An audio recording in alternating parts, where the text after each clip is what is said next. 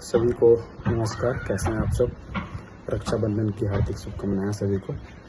सभी अच्छे होंगे, स्वस्थ होंगे, अपने अपने घरों में इस त्यौहार को बेहतर ढंग से मना रहे होंगे। बहुत दिन हो गया था आप सबके बीच अपनी बातों को साझा करते हुए। बहुत कुछ तो आप सबके बीच में मैसेज क्लियर तरीके से पता ही है, फॉरवर्ड किया गया था ग्रुप के माध्यम से। कुछ बातें हैं जो आपके बीच रखनी थी, आपको बतानी थी। जैसे आप अवगत हैं कि आपका जो केस है उसका नेक्स्ट डेट जो है मिल गया है अगले महीने में 17 तारीख को। तो उसमें कहीं ना कहीं उस दिन भी आपको जो है सीनियर एडवोकेट को रखना होगा अपने केस में। सीनियर को अगर नहीं रखते हैं तो उस दिन भी जो है परेशानी का सामना करना पड़ सकता है, जो कि हम लोग रिस्क नहीं लेना चाहते हैं। तो उसके लिए ज़रूरी है कि सीनियर को हम लोग पहले से ही इंगेज करें। 10 दिन 12 दिन पहले उनको इन्फॉर्म करना पड़ता है कि सर मैं आपको इस डेट में आपको इंगेज करना चाहता हूं। तो उनसे बात करने के पहले उनका जो पेमेंट है वो फुल पेमेंट उनको करना होता है। तो वो पेमेंट करना बहुत ज़रूरी है, क्योंकि अब जो है टाइम धीरे धीरे कमते ही जा रहा है। तो आप लोग से रिक्वेस्ट है कि आप सब जो हैं जितने भी लोग हैं जो क्वालिफाइड हैं वो कहीं ना कहीं जहाँ से भी हैं, अगर इस मेरे मैसेज को अगर सुन रहे हैं तो आप ग्रुप में सहयोग कीजिए। दूसरी बात है कि अगर किसी को ऐसा लगता है कि सरकार भी SLP में चली गई है तो हम लोग को अब केस लड़ना ज़रूरी नहीं है, सरकार तो लड़ ही रही है। तो देखिए, सरकार लड़ रही है अपने लिए, ठीक है। उनको 2023 का नियमावली को सही प्रूफ करना है माननीय सर्वोच्च न्यायालय में, ठीक है।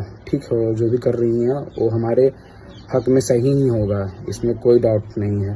लेकिन सरकार अपने तरीके से कर रही है। सरकार किसी भी सीनियर वकील को वहाँ पे नहीं रखा है, ठीक है। सीनियर वकील को हम ही लोग रखे हैं, और सीनियर वकील को रखना बहुत ज़रूरी है, क्योंकि आप देख रहे हैं विपक्ष के द्वारा हर एक हेयरिंग में वकील को चेंज किया जा रहा है। कभी किस वकील को, कभी किस वकील को। ये सब सारा चीज़ जो है वो आपके मेहनत का ही फल है, ठीक है। आपके मेहनत से, आपके प्लानिंग से, आपके किए गए सभी क्रियान्वयन से अगला आदमी बहुत प्रेशर में है। हर एक बहस में वकील चेंज करता है। तो कहीं ना कहीं आपके लिए आप सोच सकते हैं इस बारे में कि कहीं ना कहीं आप जो है सही जा रहे हैं, तभी अगला आदमी इतना टेंशन में है। तो सही जा रहे हैं और आगे भी जाना होगा, आगे भी जाएं, ज़रूरी है। इसलिए हम लोग को सीनियर को रखना होगा। तो इस बहकावे में नहीं आया कि सरकार SLP में गया हुआ है तो हम लोग को अब केस लड़ने की ज़रूरत नहीं है, फंडिंग नहीं करना है।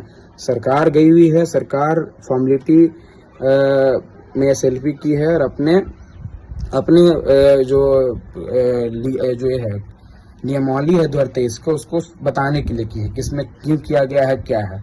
लेकिन हमारा जो राइट बनता है, हमारा जो ओपिनियन है, उसको रखने के लिए हमारे एडवोकेट ही रहेंगे। तो सीनियर को रखना बहुत ज़रूरी है। इसलिए रिक्वेस्ट है कि जितने भी लोग हैं सभी लोग फंडिंग कर कीजिए, बढ़ चढ़ के इसमें अपना जो है भागीदारी सुनिश्चित कीजिए। किसी भी चीज़ का दिक्कत हो, कन्फ्यूजन हो, कोई अगर ऐसा लग रहा है कि नहीं इसमें डाउट्स है तो क्लियर कीजिए, पूछिए, क्वेश्चन कीजिए, ठीक है। दूसरी बात है कि कुछ ऐसा भी हम क्वेश्चन सुन रहे थे काउंटर एफिडेविट के बारे में।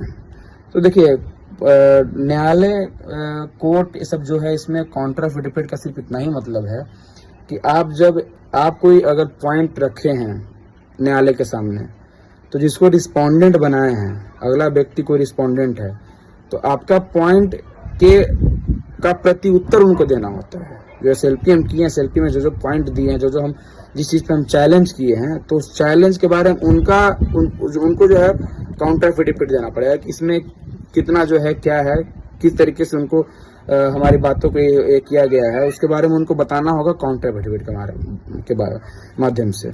तो काउंटर एफिडेविट का मतलब कोर्ट में यही होता है।